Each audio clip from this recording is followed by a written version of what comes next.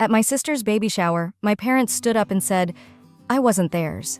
But what they didn't know was that I already knew. And the truth?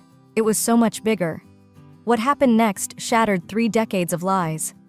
And it all started with one missing name on the invitation. Before we dive in, what would you do if your family tried to erase you in public? Let me know your thoughts in the comments, and don't forget to subscribe for more real stories that cut deep. Try not to make things about you today, Calla, my mother said, and somehow I knew she already had. I blinked, pretending not to flinch.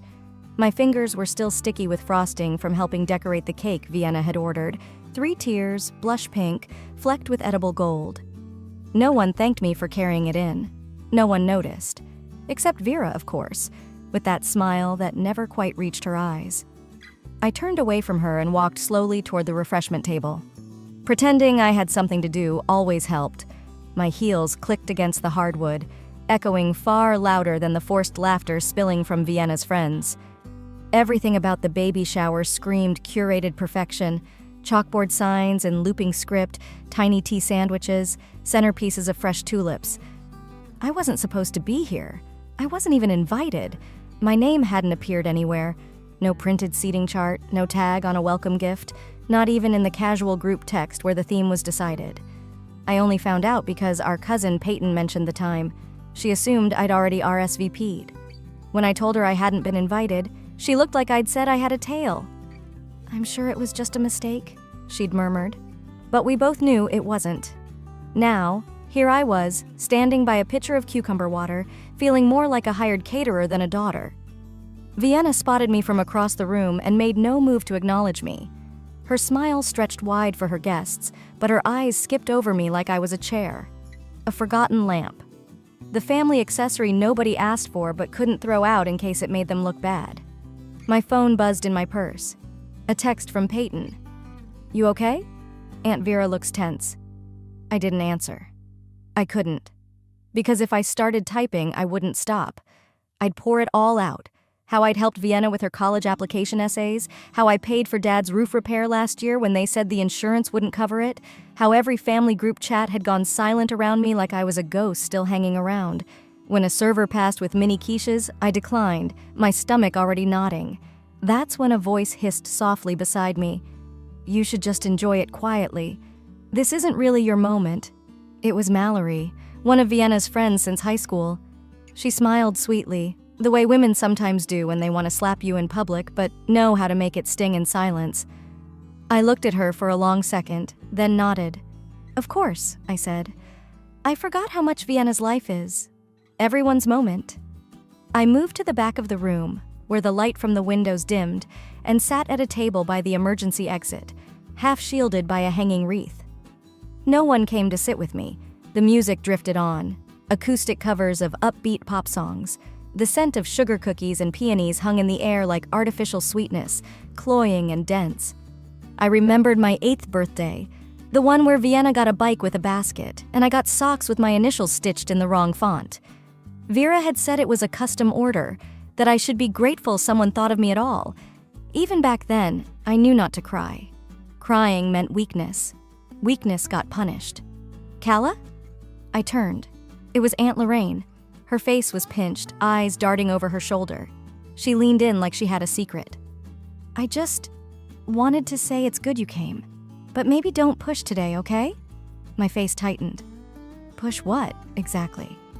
You know how your mother is, she whispered. And Vienna's a bit emotional lately. Hormones and all, just keep a low profile. Keep a low profile. That phrase, like I was a storm system people hoped would pass quietly. I thanked her, voice dry, and watched her walk away like she was proud to have done the right thing. When it was time to open gifts, I stood in the back. My gift had already been placed quietly among the others, handmade baby blankets I'd spent 2 weekends crocheting. Vienna picked them up, glanced at the tag, then moved on to the next box. No mention of me, not even a thank you. The woman next to me, some friend of Vera's, leaned over and whispered, "Is that your daughter up there? The tall one in the green?" I looked at her blankly. "No, that's my sister." She blinked. "Oh, I just assumed. You look so..." She trailed off.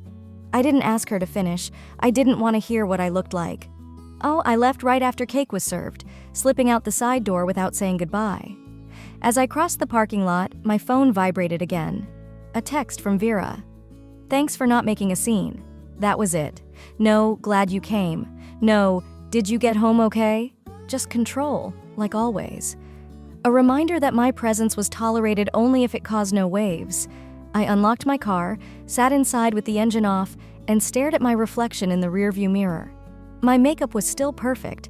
My lipstick hadn't smudged. And still, I looked like someone who didn't belong. That night, I poured a glass of wine, kicked off my shoes, and stared at the invitation I'd pulled from Vienna's trash weeks ago. I'd found it during a late-night drop-off. She'd asked for extra candles, and I'd obliged like always. The envelope was still sealed, but the name read, "To the Brenner family," no mention of me. I turned it over, finger tracing the calligraphy. I wasn't a Brenner by blood. I'd known that since I was 6, but today made something inside me settle with a thud I couldn't ignore. They'd spent years saying I belonged. But this party? This was the day they silently told the world I didn't. The air shifted just slightly, the way it does right before a storm, not with thunder, but with the kind of pressure you feel behind your eyes. A few seconds after my mother's parting jab, a glass clinked in the distance. The sound echoed across the backyard, bouncing off the floral archways and pastel balloon garlands like a signal. Guests quieted. Chairs scraped against the stone patio as people turned toward the center stage, an antique wrought iron gazebo dressed in white tulle. I remained where I was, tucked by the mimosa bar, pretending to fix my drink as Charles stepped up, holding his champagne flute like he was accepting a Lifetime Achievement Award. My father, ever the composed host, always rehearsed, always measured. "We'd like to thank everyone for being here today," he began, his voice warm but hollow. "Vienna's baby girl will enter the world surrounded by so much love, and we couldn't be prouder of the family she's joining." Polite applause rippled through the crowd. I sipped from my glass. Vera stood beside him, one hand gently grazing his elbow, the other placed over her heart, as if she were about to recite a pledge. But I knew that look, the one she used when she was about to tell a version of the truth only she believed. "Family," Charles continued, "means everything. And sometimes, it's something we choose, not something we're given by birth." A murmur began at the edges. I stopped mid-sip. Vera smiled wider, stepping forward. "When Calla came into our lives at age 2, she said softly, we knew we'd been given the chance to love someone who needed it." Someone gasped. Several heads turned. My hand tightened around the flute. "We never made it a secret," Vera went on, "but we thought it was time to formally share, since so many of you have been part of this journey." "So many of you? Part of this journey?" "We adopted Calla from a difficult situation," Charles said, voice slightly lower now, "and we've always considered her one of our own." The words felt like a benediction delivered too late at a funeral no one told me about. For a second, no one said anything. The silence stretched just long enough for me to feel each gaze as it landed on my skin. Then came the hushed whispers, the side glances, the faux concerned expressions. Someone even gave a slow, awkward clap, like it was a charity speech at a fundraiser. I didn't blink, didn't flinch. My face stayed still as glass, because I already knew. What they didn't know was that I'd known for years. What made this moment cruel wasn't the revelation, it was the performance. "Let's gather for some photos, shall we?" Vera chirped brightly, as if she'd just shared a touching memory rather than detonated a truth in front of 50 guests. A photographer with a long lens and a well-practiced smile stepped forward. "Immediate family right over here, please." I didn't move. I waited, just in case Vera might glance my way, signal for me to join. Instead, she placed her hand on Vienna's back and gently guided her forward. "Let's do the core group first," Vienna said, not even looking at me. My chest burned. I stepped back, pressing against a hedge, suddenly grateful for the shadows. A distant cousin tried to wave me forward, confusion on her face, but Vera shook her head just barely, like it was nothing, like I was nothing. The camera flashed. They stood there, all smiles and symmetry, Charles, Vera, Vienna, and her husband. Perfect suburban royalty. Calla, not part of the portrait. I walked slowly toward the edge of the garden. The grass was too green, too trimmed. Even the butterflies looked like props. My mimosa still in hand, I stopped near a trellis covered in roses and stared at the stone path beneath me. My breath came out in short, even drags, not angry, not yet, just trying to stay upright. A child's laugh echoed behind me, laughter, joy, as if what had just happened wasn't violent in its own way. I remembered when I was 7, Vienna got the lead role in the school play, and I was cast as a tree. Vera had said, "Well, some people shine, some people support. It's important to know your place." I was 7, but I remembered. I remembered the way she'd say to guests, "We saved Calla from a hard life. She's lucky, really." Like my existence was a before and after story in a home makeover magazine. I remembered the time I asked about my biological mother, and Vera simply said, "She wasn't capable of raising a child. That's all you need to know." It had never been about love. It had been about appearances. I stood there as the sun shifted behind the pergola, casting long shadows across the patio. People chatted, oblivious. My silence had always been convenient for them. No more. I walked back into the crowd, lifted my glass, and clinked it sharply with the edge of a pitcher. Not loud enough to be rude, but just enough to turn a few heads. "Just wanted to say thank you," I said brightly. My voice didn't shake. "It's been such a beautiful afternoon, truly." Several people nodded, smiled. Vera's eyes narrowed. "I've always loved being a part of someone else's big day," I added, letting my smile stretch just a little wider. A few chuckles, polite and unsure. Vienna looked down at her plate. Charles stared at his drink. I let the silence hang just long enough. Then I raised my glass one last time. "To chosen families," I said. "And to the stories we choose to tell, especially the ones we think no one remembers." Vera's smile cracked just slightly. I finished the drink in one long sip and turned toward the open gate at the back of the yard. I wasn't going to make a scene that day, but I was going to make sure someone remembered it. The next morning, I waited until the sun dipped low enough to cast long shadows over the Brenners' front porch before pulling into the driveway. I told Vera I was stopping by to grab a few of my old things, leftover furniture, some paintings I'd stored after my first apartment. She hadn't questioned it. Of course she hadn't. To her, I was a fading footnote in her scrapbook perfect life. If anything, she probably saw this as one less box cluttering the attic. The house was quiet when I stepped inside. I didn't call out. The scent of citrus cleaner clung to the air, mixed with something older, dust, aged wood, time. I climbed the narrow stairs leading to the attic, flipping on the overhead bulb. It buzzed to life like it resented being disturbed. The attic was just as I remembered, tight, hot, and stacked with neatly labeled boxes.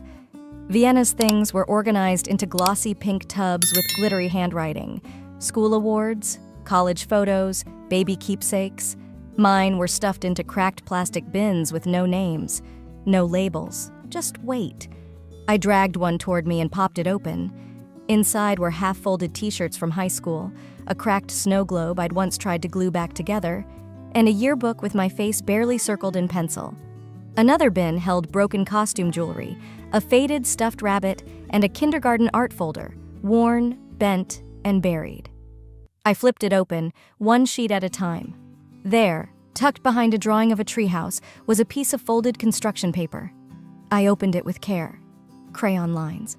A stick figure woman with curly brown hair and kind eyes.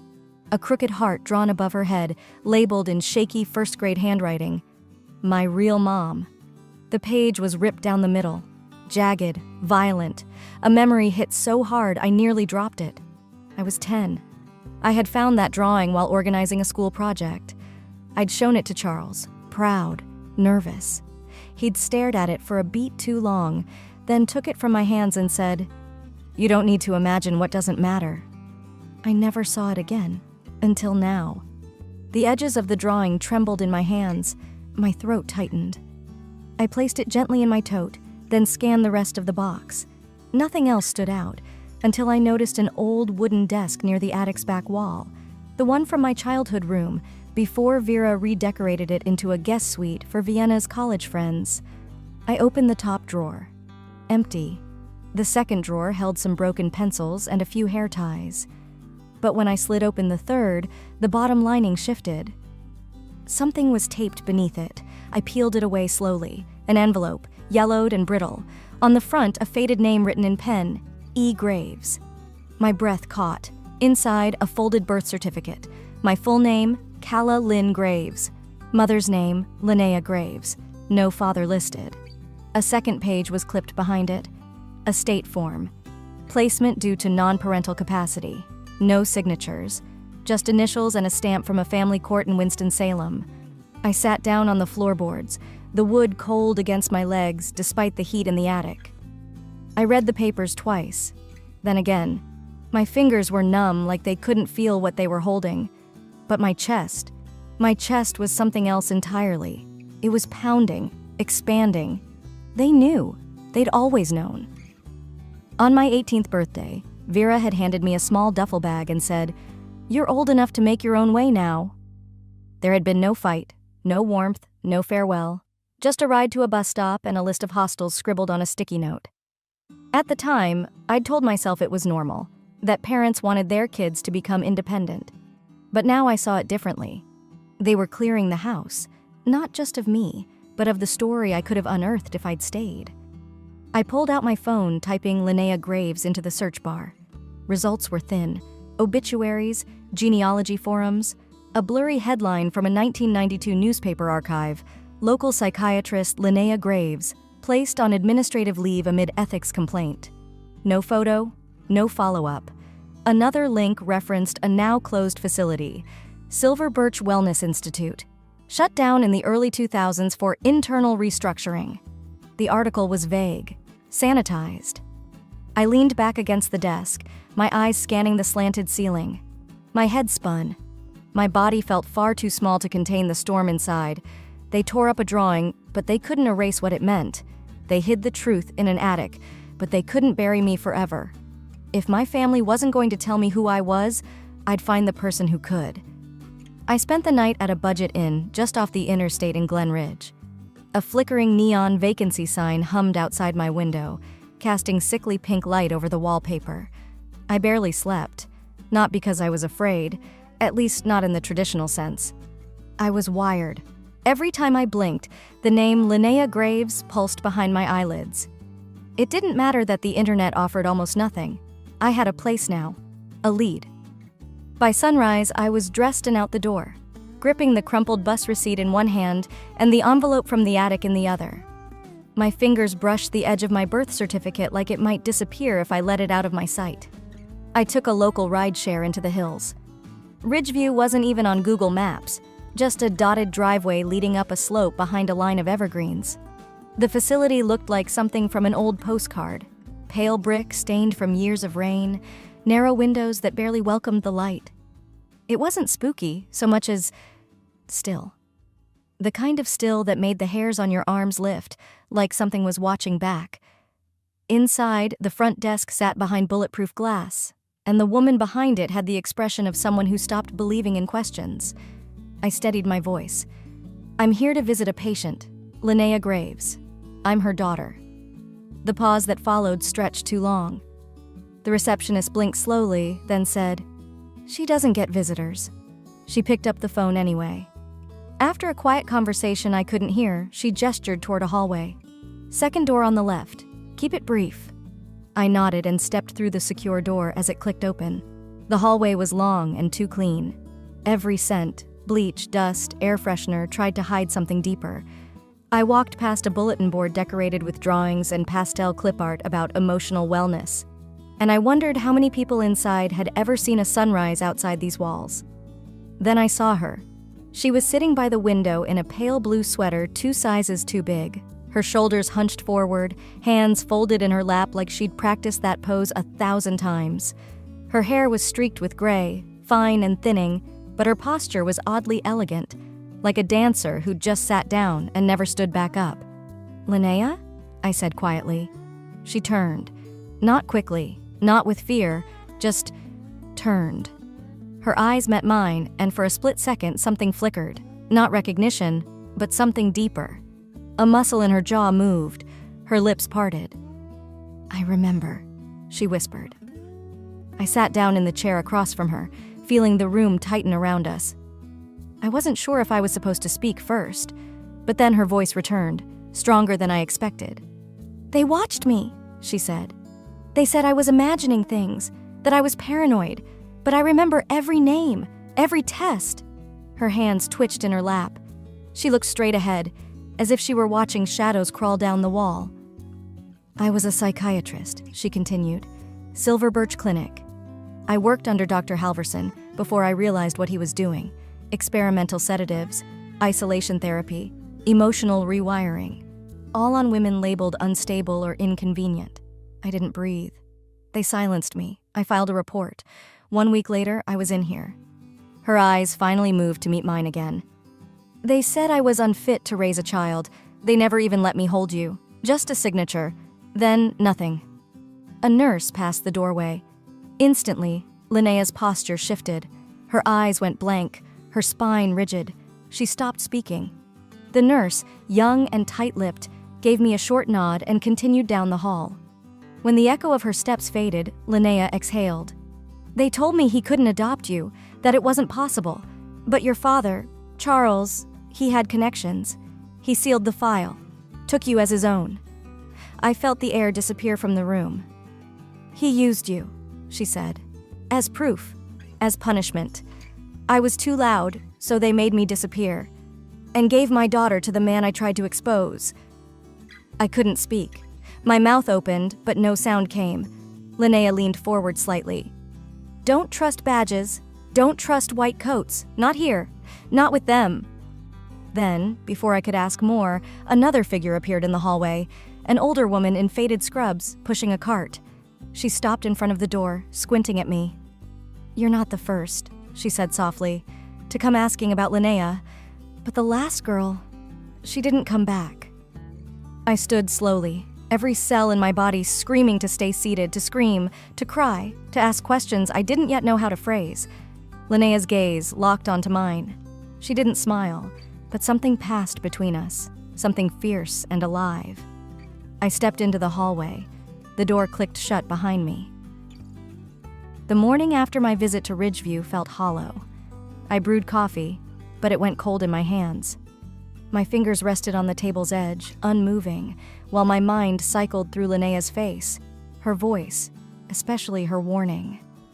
The wind outside tapped at the windows like it, too, was asking questions no one wanted to answer. But questions weren't enough anymore. I opened my laptop and pulled up the county nonprofit registry. I didn't know exactly what I was looking for, just that it might be buried somewhere people weren't supposed to see. Line after line of board listings blurred together until a familiar name snapped me back to attention. Thomas Brenner, listed as a founding board member of the Halverson Institute, the same institute where my birth mother had been institutionalized. He hadn't just known. He'd helped build the system that buried her. My stomach curled, not in fear, but in a grotesque kind of understanding. He wasn't just complicit, he was invested. And for years, I'd called that man Dad. By noon, Vera texted. "Vera, let's meet, just the two of us, somewhere quiet."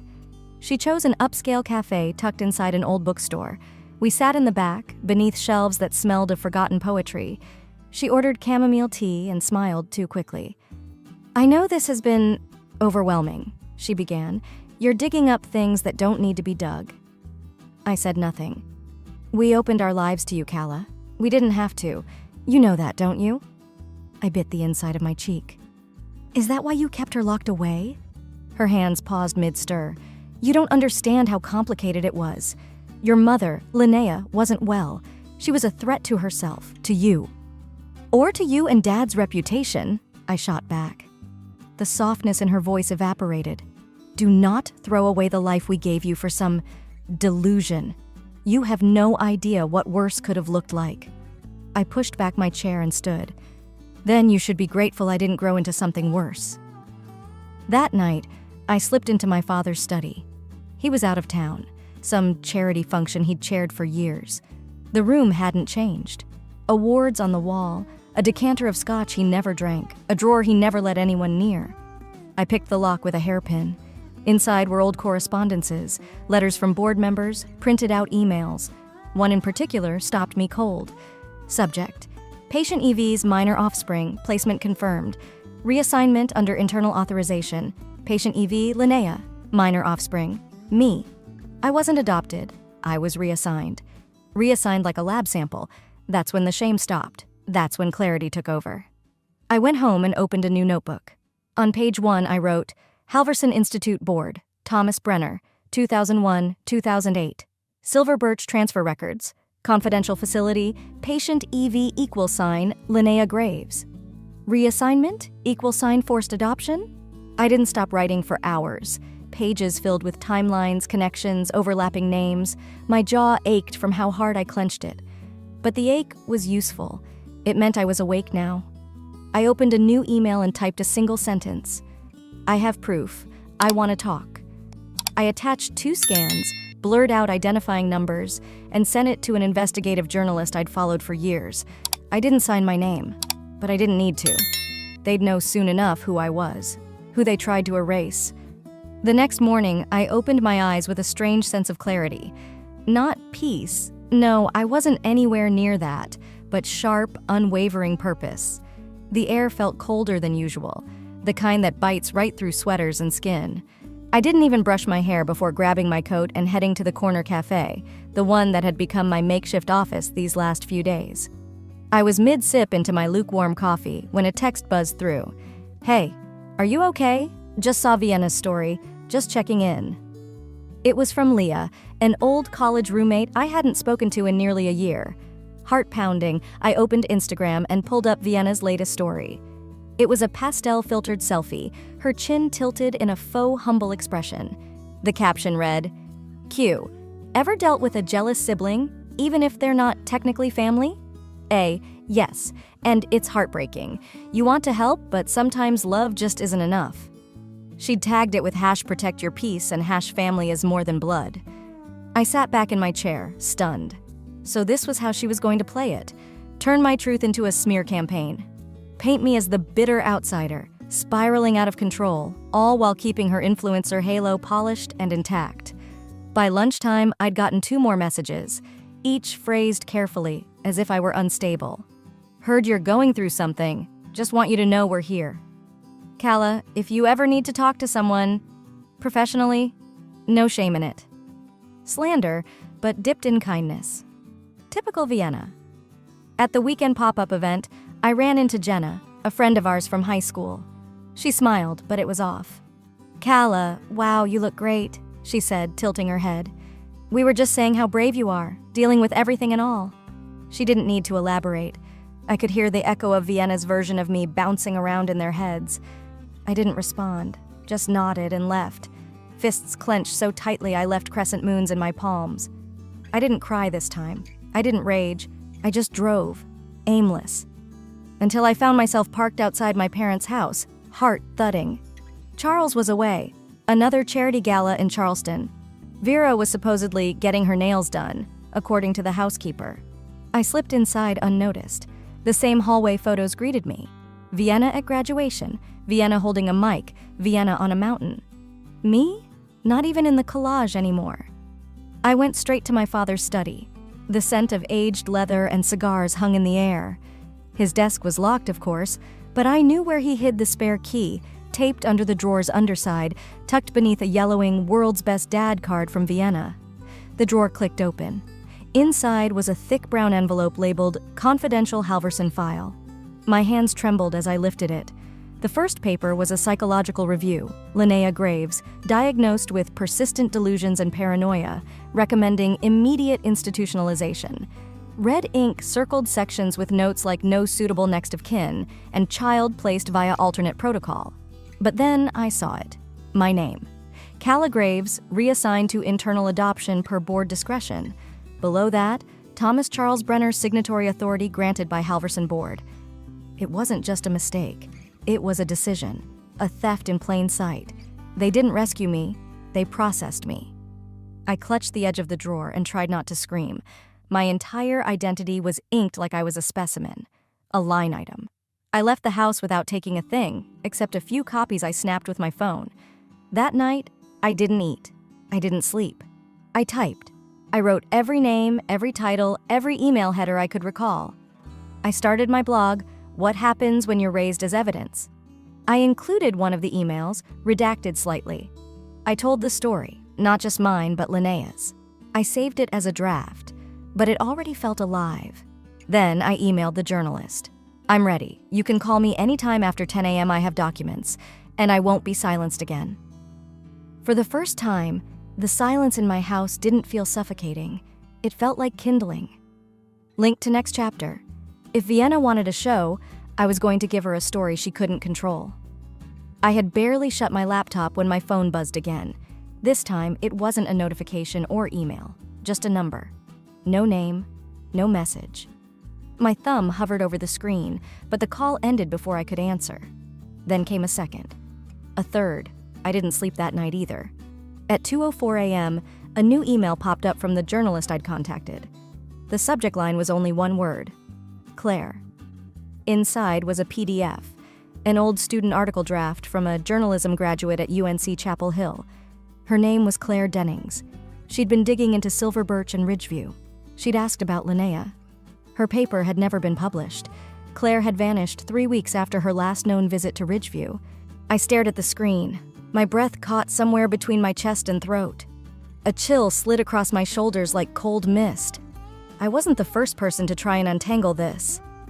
I threw on a hoodie and slipped downstairs to my car, the wheels grinding softly against the silence of the early morning streets. The glow of the 24-hour cafe downtown was the only thing lit in the block. I needed noise, people, cameras, safety, and visibility. I pulled up Claire's name on public records, a missing persons report, then nothing. No funeral, no closure, no answers, just gone. And she'd gotten too close, just like me. The phone rang again while I sat parked in the cafe lot. The same number. My pulse kicked against my ribs. I answered. Calla. My father's voice. Not unsure, not angry, just smooth. You don't know what you're getting into, he said. You think you're building something, but all you're doing is reopening wounds no one asked you to touch. I stayed quiet. Let the words flow like poison. He kept talking. You're making this difficult for everyone. For your mother. For your sister. You were raised well. We gave you everything. I hit record on the second phone in my cup holder. You adopted me to cover tracks, I said. Not to save me. Silence. You don't want to do this, he continued. Let it go. There are things you don't understand. Claire didn't. And look what happened to her. Are you threatening me? I'm warning you, we can't protect you if you cross a line. I smiled without meaning to. Thanks for the call, Dad. It'll pair nicely with the files I've been compiling. I ended the call. The next morning, I drove 2 hours back toward Ridgeview, caffeine replacing sleep and fear coiled behind my sternum. Nurse Marla met me at the service entrance during her smoke break. No questions, just a nod. She handed me a flash drive and whispered, Claire asked too many questions, but she kept a red journal. I scanned a few pages before they took it. You might find what she saw. I thanked her, slipped the drive into my coat lining, and left. Back at my apartment, I plugged it in. Notes filled the screen. Claire's handwriting, dated and cross-referenced. Names, transfer records. Linnea's medical chart scribbled with institutionalized, unconfirmed symptoms. Claire had circled that phrase 3 times. In the last file, she had written, Calla. I think she was the key. She was too young to know, but she was part of it. My fingers tightened on the mouse. Claire got close. Too close. Now she was a ghost in the cracks of a cover-up, and I was chasing her last breath. I backed up every file on 2 separate flash drives, uploaded to encrypted cloud folders, and sent copies to the journalist, just in case. Then I opened a blank Word document. At the top, I typed, If I disappear, start here. The cursor blinked underneath like a silent dare. I began detailing everything. Names, dates, paper trails. A map of fear turned to fire. My heart didn't pound from panic, it beat with purpose. No one else was going to vanish in silence. Not again, not me. By sunrise, I was already sitting at the corner desk in the Asheville Public Library, fingers frozen from the chill of the old building. My flash drive was plugged in, blinking like it knew what was coming. The file I'd compiled was over 60 pages long: screenshots, emails, scanned documents, hospital notes, and 3 audio clips. One of them was Linnea's voice, tremulous but sharp, saying, "They watched me, they rewrote my life, but I remember her." The journalist I'd reached out to, Rachel Ashby, had responded at 4:12 a.m. Her reply was short: "Call me when you're ready. I have friends in state media." I hit send. One copy went to Rachel, another to a whistleblower archive, a third to a locked drive labeled, "If I Vanish." Then I set the blog post to publish at exactly 12 p.m. The headline: "My name is Calla Theron. I was adopted to cover a crime. Here's the story you were never supposed to hear." The button glowed scheduled in blue, and for the first time in days, I exhaled. At exactly noon, I refreshed my page. Ping. 1 comment, then 12, then 100. By 1:30 p.m., I was trending. Freeline Halverson, cover up justice for Claire.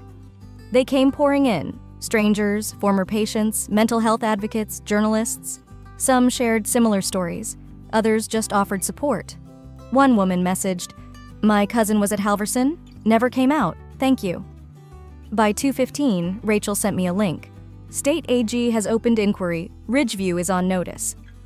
I stared at the screen, heart pounding so hard it drowned out the noise of the library around me. And then came the moment I hadn't dared to imagine. We drove back to Ridgeview. Rachel had a camera. I had every printed page I needed. I wore no makeup, just jeans and an old jacket. No part of me wanted to look polished. I wanted them to see someone who wasn't backing down. The facility director met us at the door. His eyes darted behind us to Rachel's press badge. "I believe Miss Graves is still in your care," Rachel said, her tone sharp, practiced. "We're here to take her home. Legally." It wasn't a question. The man's lips thinned. She's stable, but she hasn't had a formal release request." "You're looking at it," I said, holding up the court notice. Minutes later, I was walking down the same hallway I'd walked alone days earlier, but now it felt different. Heavier, louder, even in its silence. Linnea sat by the window, paper flower in hand, pale but upright. This time she didn't seem afraid. "We're leaving," I said quietly. She blinked once, slowly. "You came back." "I didn't come this far to stop now." When we returned to Asheville, I didn't announce anything. I didn't need to. The news was everywhere. TV stations picked it up. The Halverson Institute removed their homepage temporarily. Vera lost her board seat at a nonprofit that funded Ridgeview. Charles received a subpoena. And Vienna? She deleted 3 weeks' worth of stories. Her profile photo went blank. There were no more passive-aggressive captions. No more quandas. She hadn't reached out. I didn't expect her to. I stood in my new apartment, keys in one hand, lease in the other. It wasn't big, but it was mine. My name was on everything. No more emergency contacts listed as Charles and Vera Brenner. No more old birthday cards with "Love Mom" signed in detached handwriting. I framed a copy of my real birth certificate. It sat next to Linnea's paper flower, pressed between glass. This wasn't revenge, it was truth. And the silence that followed? Finally, it was mine. The headlines had started to fade. It had been nearly 3 weeks since the exposé went live. 3 weeks since subpoenas were delivered, files went public, and the carefully constructed image of the Brenners cracked wide open. I still woke up some mornings expecting a knock on the door. Another warning, another demand for silence. But all that came were gentle sunbeams slicing through the curtains of my new apartment. No more security cameras pointed at my front door. No more burner phones or encrypted emails. Just coffee. Just breath. Charles had been indicted on charges of falsifying medical documents, conspiracy to commit fraud, and unlawful custody transfer. His mugshot was buried under a blur of other political scandals, but it lived forever online now. Vera? She lost her seat on the ethics board at Halverson. I watched the live stream of the vote from my phone. She looked smaller than I remembered, her mouth pinched shut like she had nothing left to say. Vienna disappeared from Instagram. No farewell video, no apology, just gone. Maybe someone advised her to shut it all down before she became collateral damage. I didn't reach out. I didn't feel the need to. Linnea moved into a quiet care home on the edge of town, one of those renovated Victorians with gardens and soft music always playing in the halls. Every Thursday, I'd show up with tea from her favorite spot. Sometimes she remembered, sometimes she didn't, but every time when I said her name, Linnea, her face would light up like sunlight catching on glass. "They tried to erase me," she told me once, her voice barely above a whisper. "But you found me anyway." I squeezed her hand. "We're writing you back in." One visit, she brought up dreams she used to have before the medication dulled them all: gardens, children, laughter that didn't echo down sterile halls. We didn't talk about Charles or Vera, not much anyway. Some ghosts are better left uninvited.